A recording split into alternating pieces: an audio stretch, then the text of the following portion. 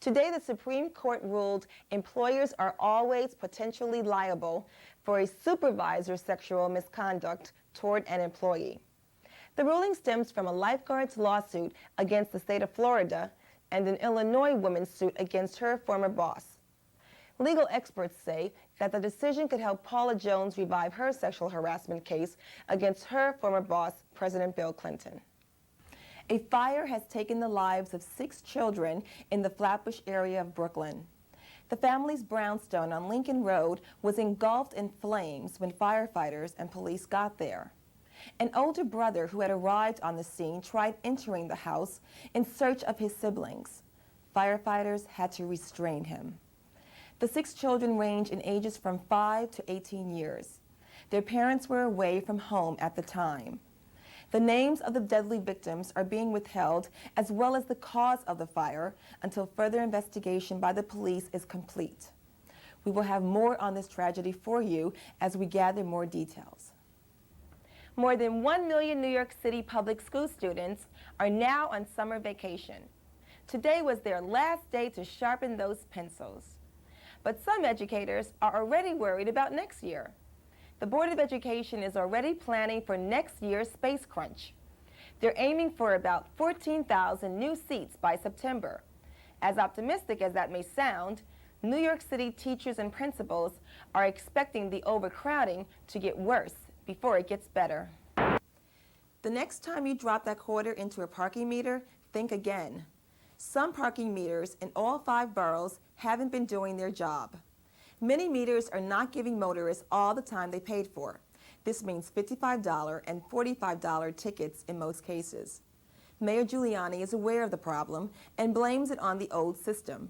He says the effort to replace the 68,000 aging parking meters with new electronic units will be accelerated.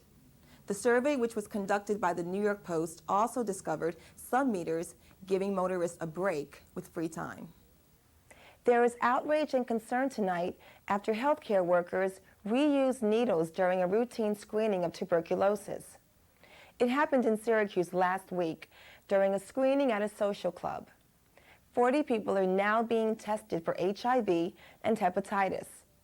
The health department says it intends to severely discipline the workers who made the mistake, but they will not lose their jobs. Good news for heart disease patients who give up smoking, according to a study published today by the Journal of the American Medical Association. Dr. Ronald Medina, a cardiologist with the Hampton Clinic, and his colleagues studied and compared heart disease patients who kicked the smoking habit to those who didn't. What did their findings show? There is a higher survival rate for those who quit smoking than those who don't. However, despite this finding, 57% of smokers in the study continue to smoke even after being diagnosed with the disease. Researchers are still looking for effective methods to get smokers to quit smoking altogether. That's our report for tonight. I'm Lesley D Jones. Have a good evening. Sunday night marks the 52nd Annual Tony Awards, and they couldn't be coming at a better time. Broadway is booming, with big-time productions bringing in big-time crowds.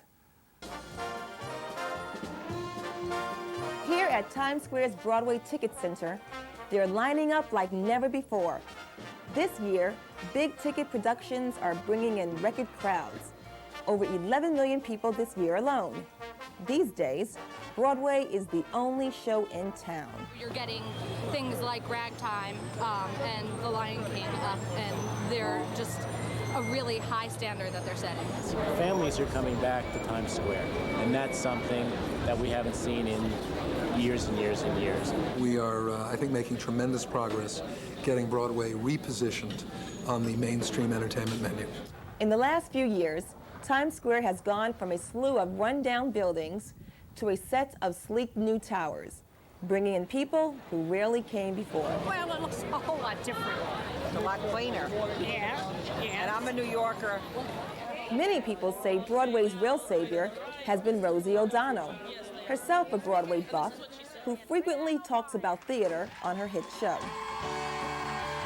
She's like our secret weapon. She really has always loved Broadway. As a little girl, always went. It was a big part of her life. It's really encouraged us to come in, and the shows that she gets enthusiastic about, we find that I think that both of us get enthusiastic about also. I think the only way we're going to develop a new Stephen Sondheim or Kander and Ebb is to have an 8-year-old in Iowa or Indiana or Kentucky getting exposed to Broadway musicals. This latest boom has its drawbacks. Right now, bringing any kind of new show into town is impossible. Now, there are no theaters available. If I have a show ready to go, there's no place to go right now. You have to wait until something closes and so on. So it's substantially different in the last 2 or 3 years. But very few shows are closing. In fact, many are battling it out for the coveted Tony Award. For musicals, it's going to be a showdown between Ragtime and The Lion King. For revivals, 1776 will battle both Cabaret and The Sound of Music. As for best plays, it's anyone's guess. But one thing is clear. Oh, I think the future is fantastic, stronger than it's ever been. This is Lesley D Jones reporting.